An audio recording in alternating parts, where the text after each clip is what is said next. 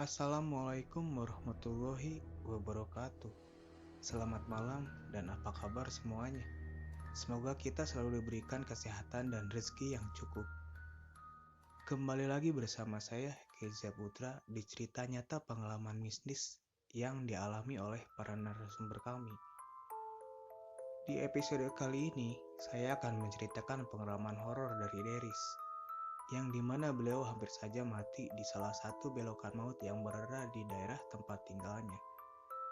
Tapi sebelum saya mulai ceritanya, mari kita sama-sama berdoa terlebih dahulu agar terhindar dari segala gangguan ketika mendengarkan dan setelahnya. Mari kita berdoa sesuai dengan kepercayaan masing-masing. Berdoa dimulai.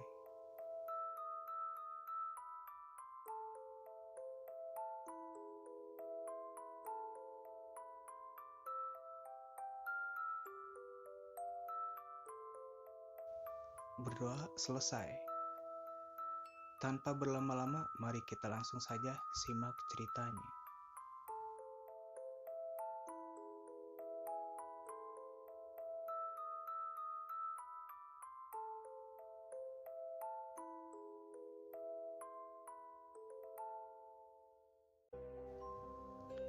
Di tempat saya tinggal, tepatnya di jalan raya, ada satu belokan yang cukup tajam yang mengarah ke salah satu pabrik besar di daerah ini. Dan tempat ini merupakan tempat yang cukup bersejarah. Kejadian ini pun bisa dibilang hampir setiap tahun pasti terjadi, entah itu menjelang bulan suci Ramadan atau tahun baru. Dan tak hanya faktor kebetulan saja, entah karena faktor makhluk gaib atau mungkin faktor human error itu sendiri. Ada cerita menarik dan bahkan sudah menjadi rahasia umum di belokan jalan tersebut. Ya, setiap tahunnya pasti saja selalu ada sebuah kecelakaan, entah itu motor, mobil, ataupun pejalan kaki. Dan menurut penuturan dari sebagian warga yang pernah melihat, jika esok harinya akan terjadi kecelakaan, 3 hari sebelumnya di daerah tersebut pasti tercium bau anyir darah yang sangat pekat. Dan malam harinya selalu terlihat sosok wanita yang sedang menyeret peti mati. Dan sialnya, kejadian itu terjadi kepada saya yang hampir merenggut nyawa saya dan sahabat saya Edo. Singkat cerita, di hari naas itu saya berencana mengunjungi saudara saya yang berada di daerah Bogor. Saya mengajak sahabat saya Edo untuk menemani agar tidak merasa bete di jalan nanti. Pukul 10 pagi kami pun berangkat menuju Bogor dengan menggunakan sepeda motor. Suasana pagi ini agak sedikit lengang, tidak banyak mobil-mobil atau kendaraan truk pabrik yang melintas. Hanya saja kita sempat terjebak macet di daerah Pasar Cicurug. Pukul 2 siang pun kami sampai di tempat tujuan dengan selamat dan tidak ada kendala sama sekali. Di sana saya bertemu paman dan membahas suatu proyek yang akan paman saya kerjakan dan saya disuruh untuk menjadi mandor. Tak lupa juga paman menyuruh Edo untuk gabung karena pada saat itu kebetulan kami sedang menganggur dan tidak ada pekerjaan sama sekali.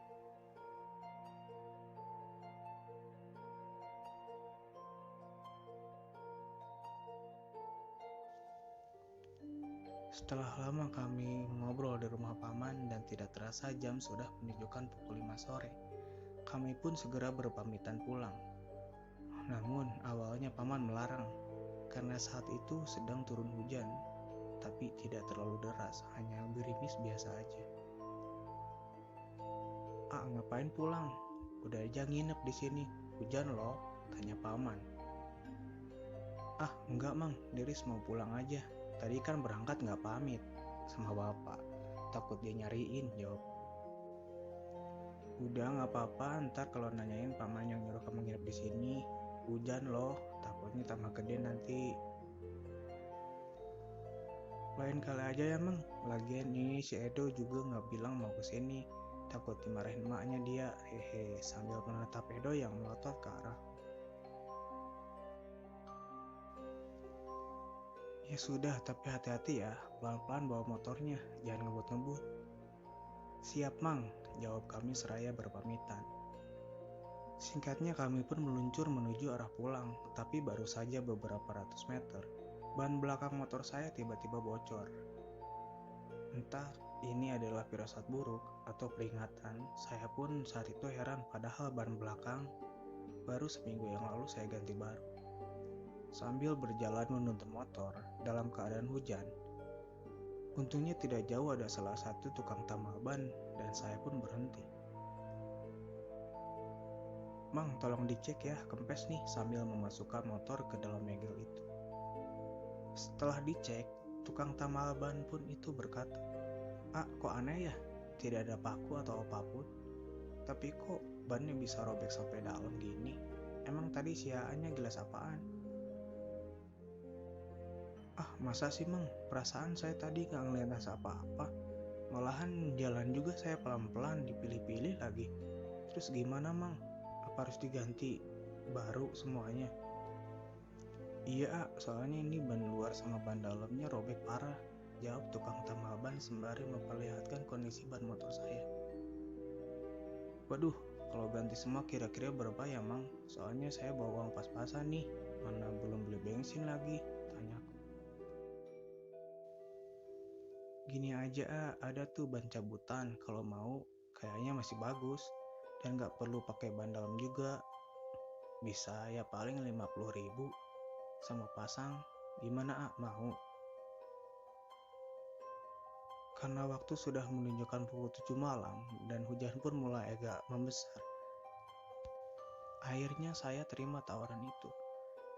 15 menit berlalu, akhirnya selesai juga. Tanpa banyak basa-basi, saya langsung membayar dan langsung tancap gas. Dengan suasana hujan gerimis tapi lumayan membuat kami basah, saya terus memacu motor, dan tidak lama kami pun sudah sampai di kawasan Pasar Cicurug pada pukul 8:30 malam. Alhamdulillah sekarang tidak terlalu macet. Kami terus melaju dan inilah awal kejadian itu. Tepat saat memasuki belokan pertama sebelum arah pabrik, saya sempat dikagetkan oleh sosok yang tiba-tiba melintas di depan motor saya. Alhasil saya pun mengerem mendadak, tapi anehnya sosok itu tidak ada. Edo pun berkata dari belakang, "Lah, orang yang barusan kemana? Cepet banget ngilangnya, padahal baru aja dia ngelintas depan kita."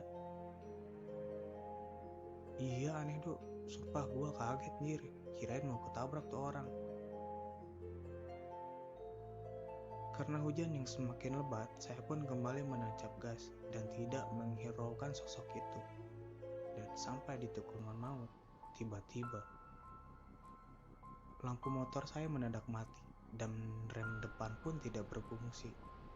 Dalam keadaan panik, saya berusaha melihat ke arah depan, tapi saya kaget karena tepat di depan ada sebuah angkot yang tiba-tiba berhenti. Otomatis saya membanting stang ke arah kanan jalan hingga melawan arus kendaraan dari arah lain. Belum sempat saya mencoba menghindar, stang motor saya nyangkut dan menabrak mobil dari lawan arah, dan tabrakan beruntun pun tidak bisa diterelakkan. Saat itu suasana sangat kacau. Yang saya ingat hanya teriakan Edo dan beberapa motor di belakang saya. Entah berapa meter saya terpental. Di saat saya sedang berguling-guling, terlihat tepat di depan mata saya ada mobil truk. Saya pun berteriak dalam hati, sempat berpikir, mungkin hari ini saya akan mati. Pandangan berubah gelap. Yang saya rasakan hanya benturan keras di bagian kepala saya. Apakah saya sudah mati? Gumam saya waktu itu dalam hati. Tidak lama saya mendengar banyak kerumunan orang-orang yang seperti sedang mencoba menyelamatkan. Namun dalam hati saya masih bertanya, Tuhan, apa saya sudah mati?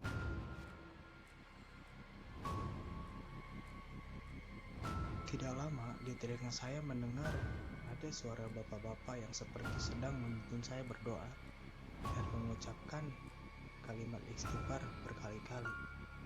Perlahan saya membuka mata dan bapak itu pun berteriak kepada yang lain, Alhamdulillah anak ini masih hidup. Cepat bawa ke rumah sakit. Itu kata-kata terakhir yang saya dengar.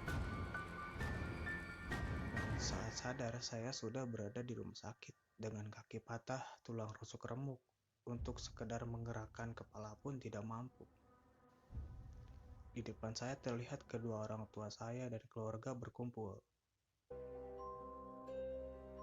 Oh iya, Edo, saya baru ingat. Bagaimana keadaan sahabat saya Edo? Saya pun langsung bertanya kepada bapak saya. Pak, Edo mana? Gimana keadaannya? Dia nggak apa-apa kan? Tanyaku. Alhamdulillah, Edo nggak apa-apa. Dia cuma lecet biasa. Nggak ada yang serius kok. Dia sekarang ada di rumahnya. Jangan khawatir ya, jawab beliau. Alhamdulillah, syukurlah Dok, lu nggak kenapa-napa. Kalau sampai kenapa-napa, gue yang tanggung jawab udah ajakin lu main. Umam gue dalam hati.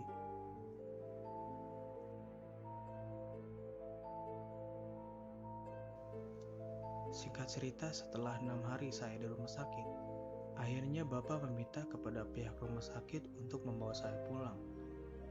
Dikarenakan saya akan dirawat ke tempat patah tulang. Sekitar 3 bulan berlalu, saya pun kembali pulih. Walau terkadang sampai sekarang, jika terlalu lama duduk, tulang rusuk pasti terasa ngilu. Tapi alhamdulillahnya saya masih diberikan keselamatan. Masih diberikan kesempatan hidup oleh Allah. Yang dimana yang saya tahu, jarang ada yang selamat jika mengalami kecelakaan di belokan maut itu.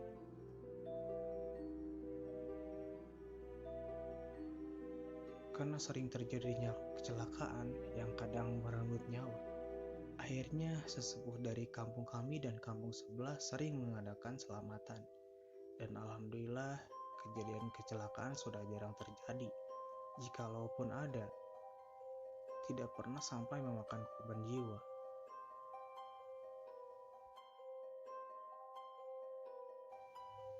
Dan setelah kejadian itu, saya pun lebih berhati-hati. Hampir setiap hari saya melewati belokan maut itu. Tapi alhamdulillah, tidak pernah lagi terjadi hal-hal yang tidak diinginkan. Sampai sekarang.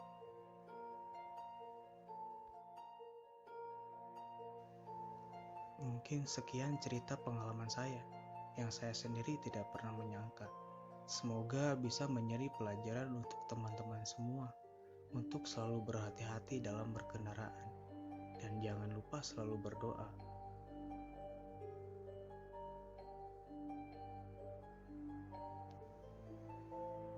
Terima kasih kepada para pendengar semuanya. Dan saya ucapkan terima kasih juga kepada Bang Keza Putra yang sudah mau menceritakan kembali pengalaman horor saya ini. Sukses selalu ya Bang. Akhir kata, saya Deris. Assalamualaikum.